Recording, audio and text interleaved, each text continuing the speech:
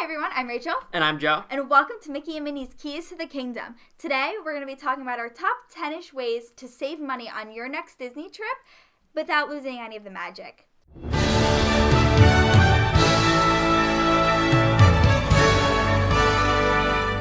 Our first tip is a Brita water bottle. Yes. Brita water bottles are amazing. You can get them off Amazon for like $12. They don't need to be anything big. But it will save you hundreds of dollars. Because, those waters at Disney, they're $4. Yeah, and you don't need to be buying a brand new water bottle every time. So one thing that's nice with the Brita aspect of the water bottle is you can fill it up anywhere. And it filters the water, too. Yeah. Like, completely. Like, you normally taste the chlorine in the water in Disney, right? Because, you know how that water is kind of gross. Florida water isn't the best, and then Disney puts chlorine in it to make it taste better, but then it just tastes like chlorine.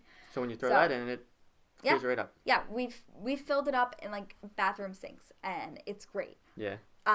Another thing is if you don't have a water bottle with you and you want water, any Disney restaurant or quick service or stall will give you a glass of water. So it'll be ice and water and a straw. Mostly ice. Mostly ice though. Also Starbucks does this too.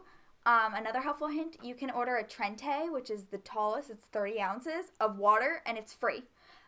So if you don't have a water bottle or you forget in your hotel room, whatever, you can still get free water. It's just nice to have your own water bottle because then you can fill it up wherever you want. And it's good to keep track of how much water you're drinking because it's easy to lose track. Oh, yeah. And in the summer heat, you will pass out. Yeah. I've done it. That was a fun one. Yeah.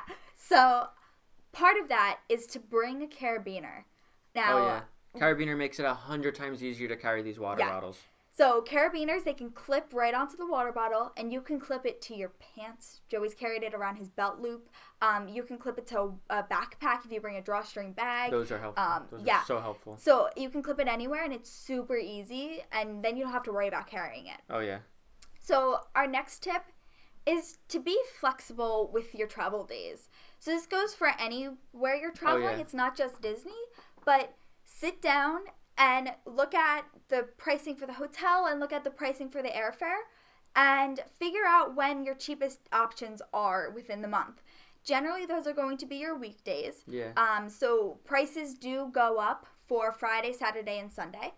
So just be mindful of that when you're booking your hotel and airfare. I know for Disney hotels, it can go anywhere from like $40 all the way up to $150 on the peak days. Yeah, just because it's a weekend and they know a lot of people are going to be going down. Yeah. So if you're trying to save money, take a week off from work and go Monday through Friday. You'll have less crowds as well, which is nice. Yeah, oh, that's so nice. Yeah, less crowds is the best. Oh, yeah. Also avoid those peak times of year. So July and August, it's hot. There's lots of people. There's lots of screaming kids. And you're better off just not going there. Yeah. Everything's cheaper when you don't go in July and August. And then like November to about January 1st, it could be pretty busy. Yeah, so avoid Christmas time unless you're going for Mickey's Very Merry Christmas. Yeah. But that's a whole nother video. Yeah. All right. So for our hotels, value hotels are the way to go. Oh, yeah. Now, you need a bed and a shower. And that's about it. Because when you're going to Disney, you're going to Disney. Yeah. You're not going there to chill in the hotel. Yeah. So, save some money. Stay at the value resorts. I know there are some off-premise hotels that are pretty cheap too. But you don't get the perks. Yeah. There are some pretty great perks about staying at the Disney hotels. One of them being you get transportation to everywhere. So you get... it's Disney's Magical Express. Which is from the Orlando International Airport right to the doorstep of your hotel. And then the cool thing about that is they bring your luggage right to the hotel. Yeah, so you check in your luggage at your home airport, and then you don't have to worry about your luggage again until you get to your hotel at the end of the night and you're ready and you actually need your luggage. So it's pretty cool. Oh, yeah. Another nice thing is by staying at the Disney hotels, they provide transportation from each resort to each park, including Disney Springs and the water parks. So I know other hotels off campus do offer buses, but I know a lot of them like park hops, so you may have to wait through Magic Kingdom and Epcot in order to get to Hollywood Studios. Yeah. So just be mindful of that. Disney also does have the minivan service, which is through Lyft, but that can cost money and it's quite pricey. Yeah. The wait can also be pretty long sometimes. And then there's always trusty old Uber, but that can be expensive. So we've had some decent experiences with Uber with that. But you have your free shuttles, so budget friendly, it's the way to go.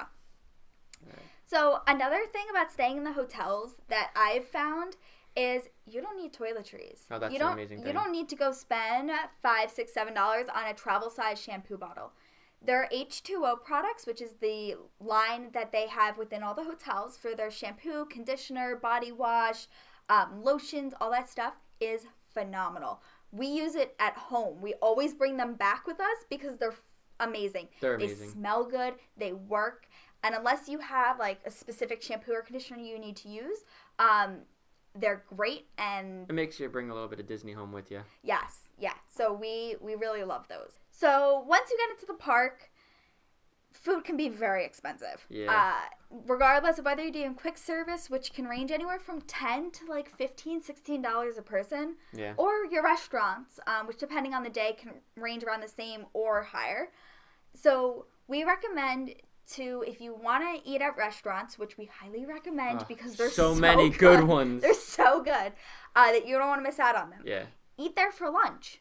So the lunch menus are generally cheaper, and you get a nice break in the middle of your day on those hot hours between 1 and 2, or like 12 and 1. Oh, yeah. So it's super convenient to go have this lunch reservation, and the portions are basically the same as the dinner. And we've done the math in the past, and if you were to do quick service for lunch, generally, you're going to spend $12 a person.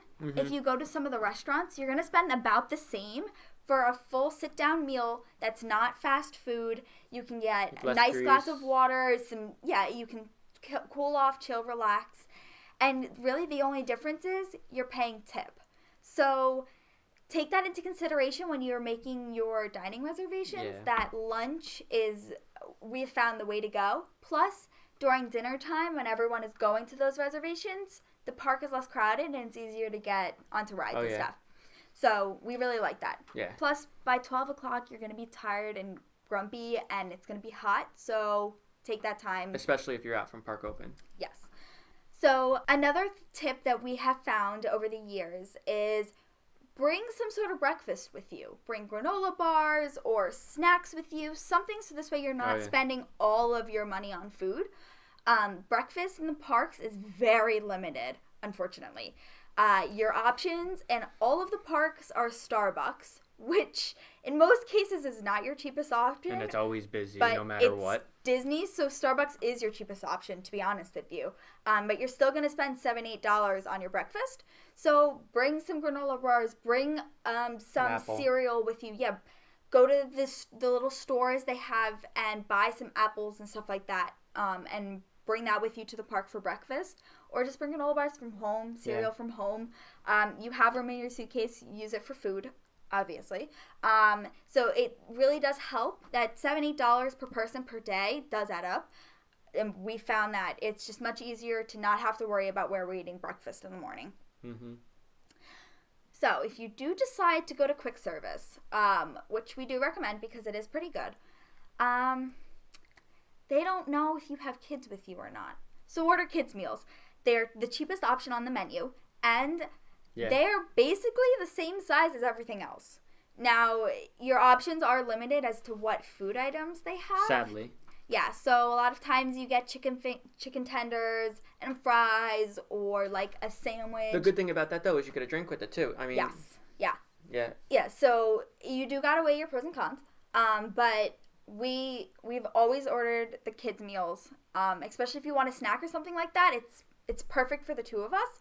So... I get 2 of them. Yeah, because the adult meals are basically about the same portion anyway. So if you're wanting to order quick service, go with the kids' meals. Also, mobile order. It's a game changer. It's a game changer. You save so much time. So right on your My Disney Experience app, Yeah. You can go on and you can order right from almost every quick service place now. It actually shows an emblem of where you can order mobile and where you can't. Yeah, so it's super easy. It's super user-friendly. You go on, you order your food, and in about 10 minutes, you show up to your quick service place. So instead of waiting in the long lines that there are, because it's lunchtime or dinner time and there's long lines because it's Disney, most places have their own station for mobile order. So you walk over there, you pick up your food, and you walk away, and you have not waited in line. So mobile ordering is super helpful. Next thing is merchandise. So you're going to buy merchandise. It's Disney. It's inevitable. So just budget for it. Oh, yeah. So Disney has the Shop Disney website. They also have a Shop Disney Parks app. And so you can go on there, get an estimate of what your shirts are going to cost you, what your pins are going to cost you. So this way you can just budget it into your total. We've gone a little crazy with it sometimes. Yeah, just a little. But it's super helpful. So this way you know that in your budget you can buy some stuff when you see it. You should be able to see what's exclusive to the park, and you should also be able to see what you can get out of the park. Yeah, so you'll be able to see that on the app. I'm not sure about the website. Yeah. But if you see something on the website that you really like that's park exclusive, you can only buy it in the park. So get it as soon as possible, because sometimes they might not even have the sizes. Yes. Yeah, that's another thing. So we've run into that before. Yeah, unfortunately.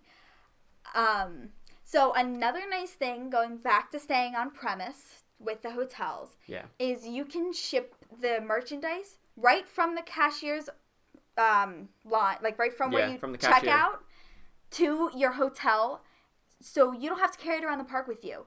We highly recommend this. I've done that a lot. Yeah. So I'm pretty sure if you buy it before 12 o'clock, it can be within the same day. If you buy it after 12 o'clock, it'll be the next day. It may take it to the next day.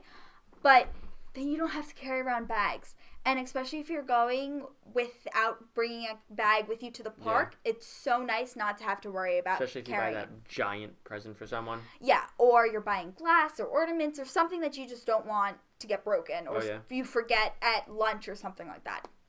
So take advantage of that.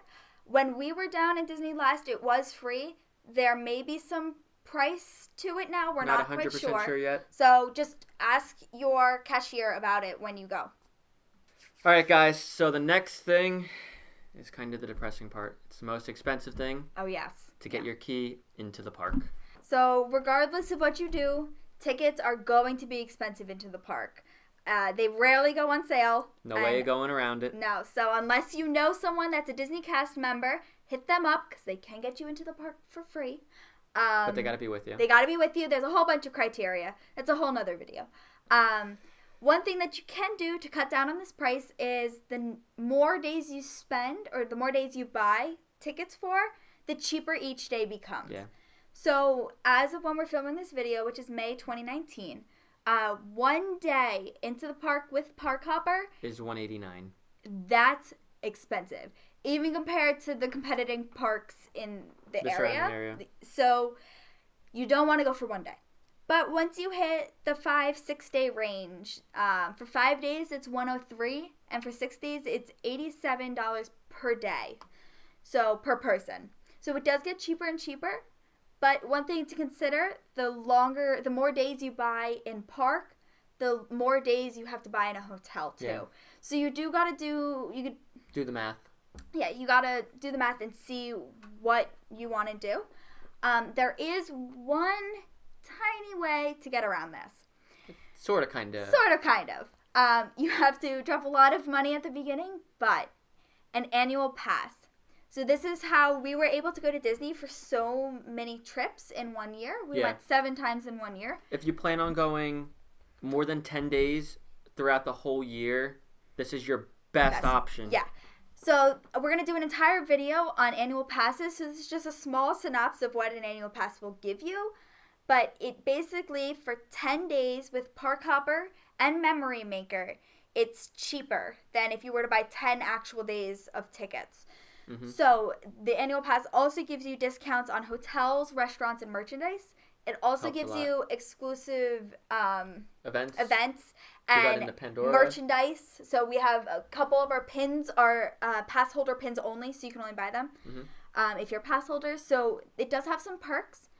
So one way that you can go and get an annual pass is if you plan 2 trips or multiple trips in 1 year. So if you're a family, you can only go in the summer. Plan 1 trip in July and 1 trip in June. So this way you can go in summer, but this way that annual pass is good. It's good for an entire year. 365 days from when you start it. Yeah. So from the first day that you tap that magic band to the kiosk in one of the parks. So it's not the day that you bought the annual pass. So that's another thing to be aware of. So it does go longer than when you buy it. As of right now, an annual pass It's about $849 for your base annual pass. So that does not include the water parks. So just be aware of that. The one that does include the water parks is a little bit more pricey. It's closer to $1,000. So if you want the water parks, again, more expensive. But that is all up front. So you do have to pay almost $900 for this annual pass, but in the long run, it will save you money. Oh, yeah. So just be aware of that. Another thing that we've found, the annual pass gives you Memory Maker. Now this beautiful thing. It's a beautiful thing. Yeah, but this is also something that people have a hard time with. It is $150 for your entire stay. And it gives you access to any of the photographers that Disney has. And rides. So when you go to character meet and greets, you can get your photos taken in front of the castle, in front of Spaceship Earth, on a bunch of the different rides. They have picture opportunities. So you can go up to these people and take these pictures and scan them in with your Magic Band. And you will be able to see them on your My Disney experience. It'll just have a proof on it. So you can download the picture, but it has this big ugly proof on it. But if you go on a meet and greet and meet a character, you can take a picture with your cell phone too. They're not going to stop you. So if you're trying to go on a budget, Memory Maker is not a necessity. So just keep that in mind. Your cell phone will work. It's just convenient to have that Memory Maker. So that has been our top 10-ish ways for you to save money on your next Disney trip. Now, these are things that have worked for us in the past. It just was the 2 of us that went. So if you have kids, things will get more expensive and will be a little bit more complicated. But these are just some tips that we found helpful. So thank you very much for watching. Yeah, thank you so much. This is one of our first videos. So we just wanted to say somewhere on our set, there is a non-Disney thing. So it could be a pop figure, a pin, a picture, whatever it may be. Each video it's going to change. So if you have spotted the non-Disney thing, write it down in our comments below. Also, if you have any questions, feel free to write them down in the comments or tweet at us or DM us on Instagram. We're Mickey and Minnie's Keys to the Kingdom on all social media platforms. So make sure to give us a follow there. Thank you for watching. I'm Rachel. And I'm Joe. And you've been watching Mickey and Minnie's Keys to the Kingdom.